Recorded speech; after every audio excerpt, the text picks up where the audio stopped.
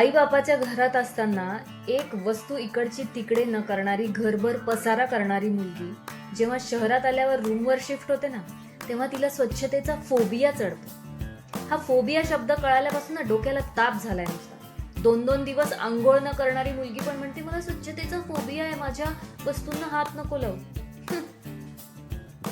किती दिवसापासून मी रूम शोधते. नाही, रूम मिळतात पण तिथे राहणाऱ्या मुलींचे घर मालकाच्या वर यांचे नखरे असतात. नाहीतर काय. आता अजून काही रूम बघायच्यात. कोणीतरी गौरी नावाची मुलगी राहते म्हणे कुठेतरी. बघते आता उद्या जाऊन.